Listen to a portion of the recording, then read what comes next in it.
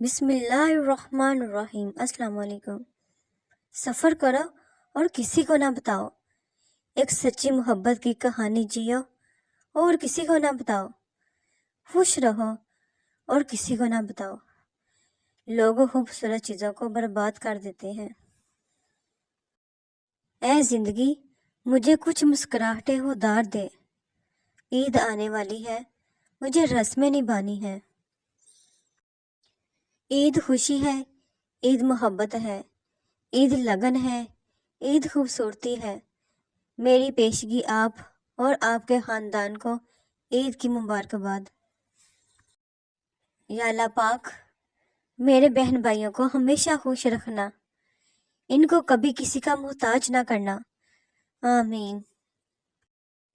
عید کی خوشیاں اور خوشیاں کروڑوں گنا بڑھ جائیں اور آپ کی زندگی میں دائمی خوشیاں لائیں۔ آپ کو عید مبارک۔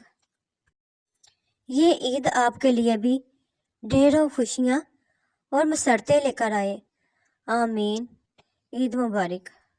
میٹھی میٹھی عید کی میٹھی میٹھی مبارکیں۔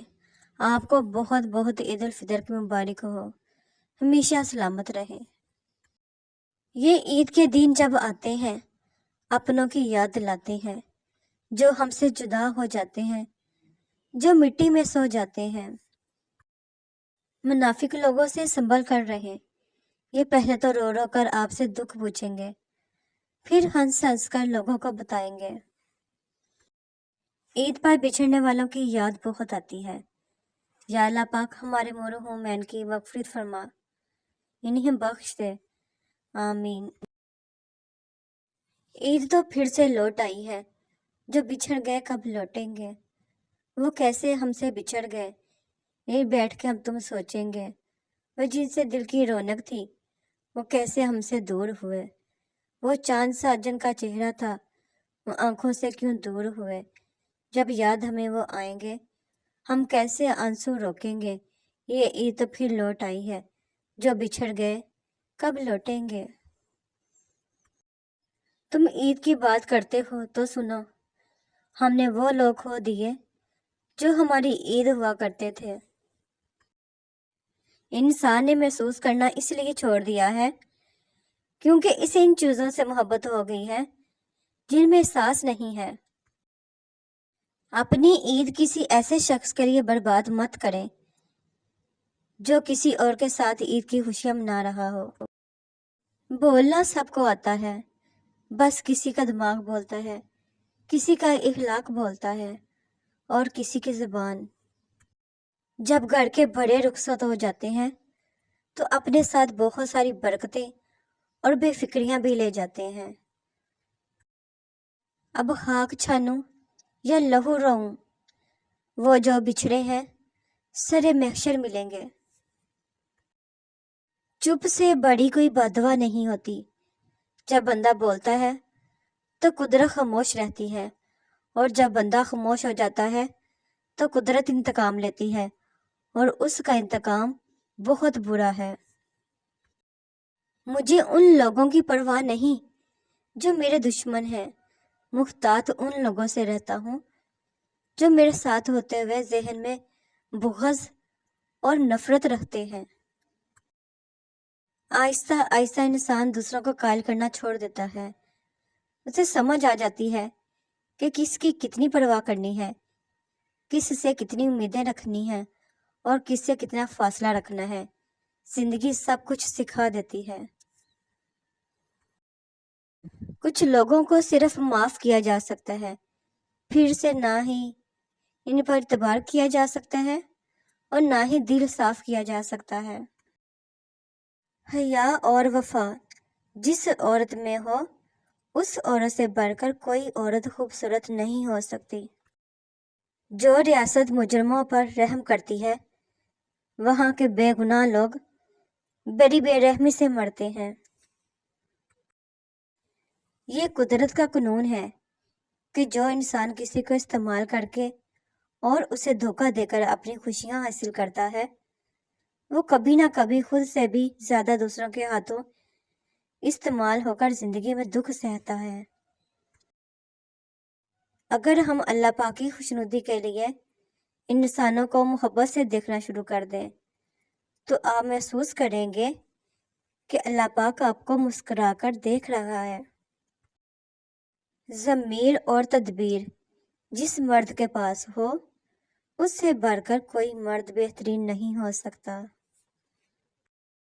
कहते हैं रिस्क औरत के मुकद्दर से और औलाद मर्द के मुकद्दर से होती है, लेकिन दौर ने क्या पलटी खाई है।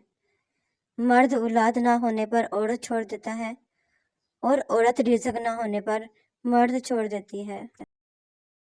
तनकीद से पहले तहकीक, इल्ज़ाम से पहले सबूत और इख्तिलाफात से पहले दलील रखना आला ज़र्फ़ की अलामत है।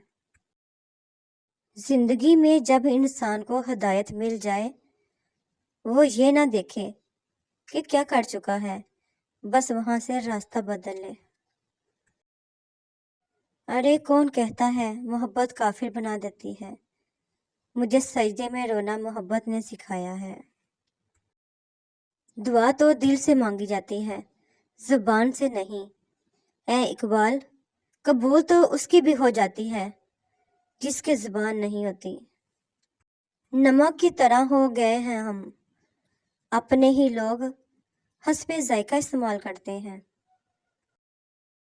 दिल चाहता है कुछ ऐसा लिखूं, लफ्जों की आहें निकले, कलम से लहू टपके, कागज पर दर्द बिखरे, मेरी खामोशी टूटे, फिर अजियत से जान छूटे।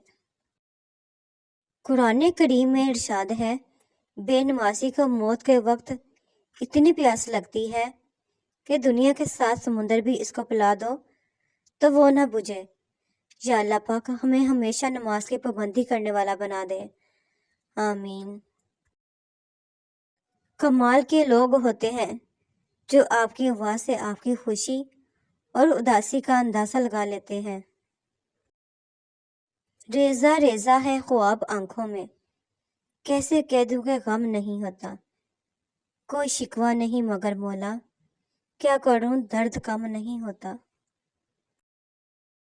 जब आप तवज्जो और हुजूर कल्बी से दुरूद शरीफ पढ़ते हैं तो जिस्मानी तौर पर बेशक आप अपने घर में बैठे हों, लेकिन रूहानी तौर पर आप दर हकीकत दरबार रसूल करीम सल्लल्लाहु अलैहि वसल्लम में हाजिर होते हैं। सल्लल्लाहु अलैहि वसल्लम। ऐ रब्बुल आलमीन, हमें हर आने वाले दुख, तकलीफ, जिल्लत, रसवाई, मुसीबत और परेशानी से महफूज फरमा, आमीन। जिंदा लोगों को पांव तले रौंद के हम कब्रों पर पांव रखते हुए खौफजदा होते हैं। तेरी दाढ़ी तेरे बाद पैदा हुई मगर सफेद हो गई, लेकिन तू अभी तक वैसे का वैसा काला है। अल्लाह पाक तो बेनियाज है, मिलने को घर पे ही मिल जाए, ना मिले तो काबे में भी ना मिले। बात है तड़प और इखलास की। छोड़ो ये मोहब्बत के किस्से, ये उम्रों का रोना है।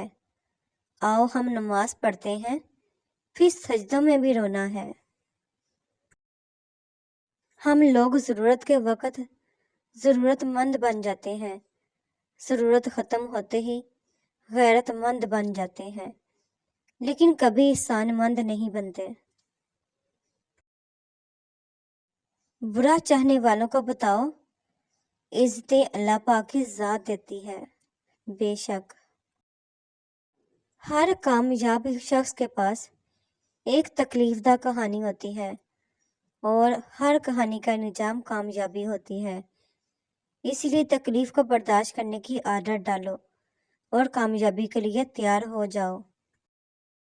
हम तो वो उम्मत हैं कि जिनको हुक्म है कि कब्रिस्तान से गुजरो तो मुर्दा लोगों को भी सलाम करो, मगर हम हैं कि जिंदा लोगों को भी बगैर मतलब के सलाम नहीं करते। ज़हनों की तंगी बड़े घरों में रहने से दूर नहीं होती, बल्कि आजिज़ी में रहने से दूर होती है। Thanks to watch my video. Please subscribe my channel.